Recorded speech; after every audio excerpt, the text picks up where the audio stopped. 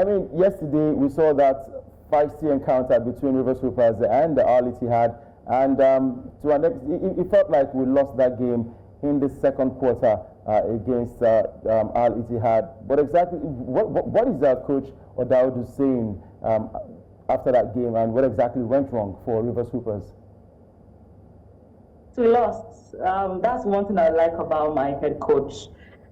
He accepts defeat rather than put the blame on we're supposed to do this, we're supposed to do that. First of all, you accept that you lost, and you didn't do enough to win the game, and you practically had a bad day in the office.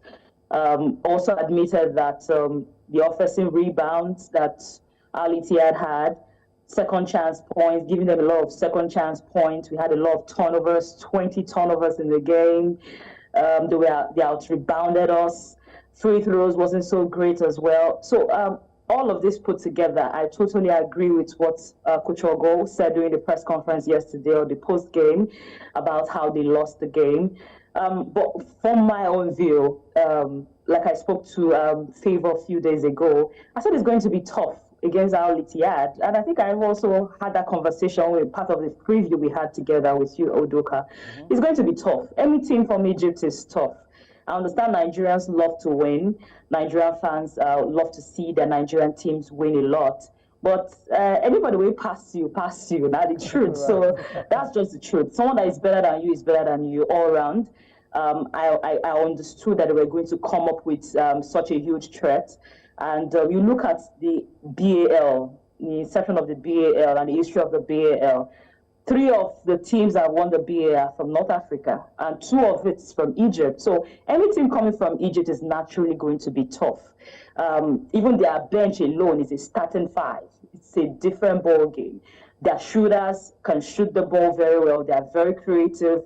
Even their big men, their center players can also shoot as much as their point guards. So it's an all-around team. So yesterday was not just a good day for us, but I like the fact that we came back stronger in the second half. Try to turn it around. Even when the league was as much as 20 points at the third quarter, they came to the fourth quarter, tried to reduce it, but it was not just enough. It was just clearly spelled that they were just the better team of the 2 sides. So playing a tough team like Al Ittihad just helps us to go back and to check out what we need to do better and prepare ahead, because we'll definitely meet them again on Saturday. And we'll meet again with FUS Rabat tomorrow. So this is a second chance for us, because our target is to make it to the playoffs, and we are still on course to do so. Of course, we're still on course to make it to the playoffs of the Basketball Africa League. I've also got Kenny Bamidele joining us. Kenny, let's hear your own views. As a fan, seeing that game yesterday, what would you make of it? And what corrections would you like to give, more like an advice, to the team? Yeah, so thank you very much for having me on the program today. Queen has spoken well. Talking about what I think about how the Rivers Hoopers performed yesterday, just like she said, it was obvious that Al Ittihad were a better team to Rivers Hoopers. I believe that Rivers Hoopers would have done better than that, to be honest. They made terrible mistakes down the stretch. You know, when there was a point in the second quarter that Rivers Hoopers had a brief lead. Before they took the lead, Al Ittihad were leading with about 6-7 points. But Rivers Hoopers were able to level things up, and they took the lead. Then immediately, they made a very unnecessary turnover. I think that was a turning point in the game. That was the point where, Al Ittihad felt like, well, we've had our 4 run, let's wake up, and they were able to ride on that momentum right from that point. And that was when Rivers Hoopers lost the game, because Rivers Hoopers really showed big fighting spirit, especially in the fourth quarter when it was about 20 points. I think they reduced it to about 11 or 12 points, but they just could not manage, that particular goal. At the end of the day, Al Ittihad, a better team, their bench, fantastic. Kyle Vinales was shooting everything from the 3-point line. It was so good. At some point, anytime he's with the ball, I just begin to pray, God, I beg, really sorry. But of course, at the end of the day, it was a deserved win for Al Ittihad. A lot still to work on for Rivers Hoopers. The good thing about this Rivers Hoopers team is they're a work in progress. Every single game, they keep getting better. We saw them in the first game against Stade Malien. Fantastic. They had a first quarter, but from the second quarter onto the end of the game, they were able to fight hard. The second game against FUS Rabat, it was a very good game. They had a much better performance compared to what they had against Stade Malien. But yesterday, they faced a better side in Ittihad. Look at it. They scored 80 points yesterday. If it was against FUS Rabat or Stade Malien, that would have been a win for them. But one good thing that I picked from that game is that the players can use these to see how they can work on their game ahead of the next game against FUS Rabat, because you faced a very tough team in Ittihad Alexandria of Egypt. In fact, they won the BAL.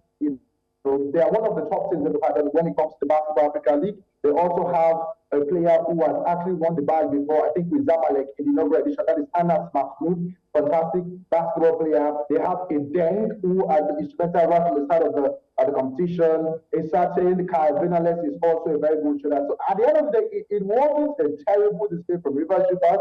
It was just the mistakes and the turnovers that affected their form yesterday. If not for that, they would have probably, maybe it would have been a narrow 1 or 2 points loss for them, or maybe they would have won the game narrowly.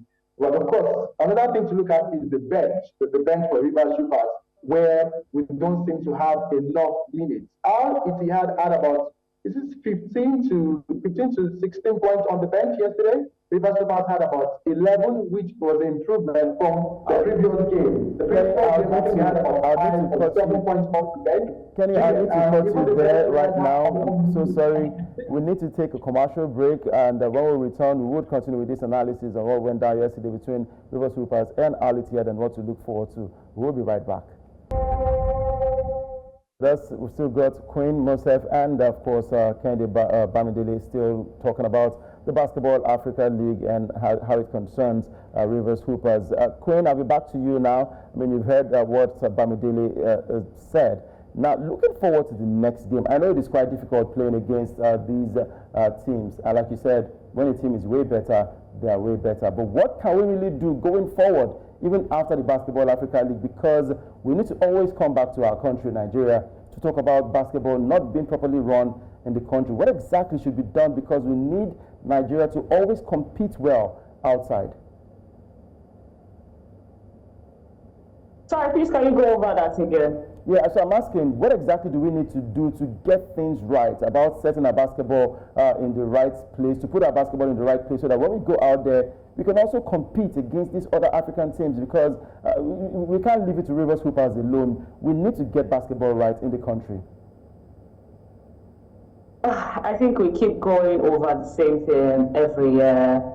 And it's so sad that we have to be at this position every year, talking about the same thing.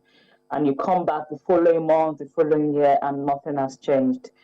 The time will start, or the moment our federation start getting serious about our league, things will get better. We have the talent everywhere, but talent is not enough.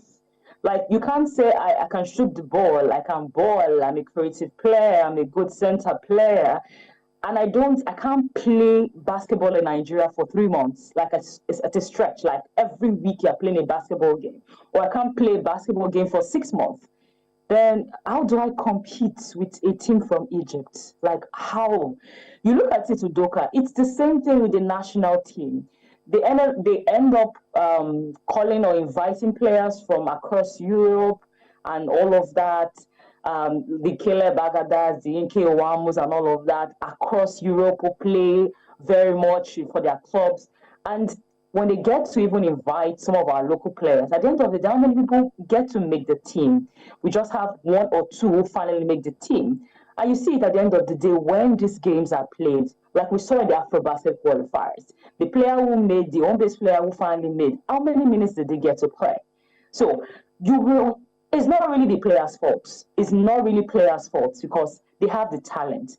But talent cannot be enough. You need to play consistent basketball to be at that level. And the BAL is improving year by year.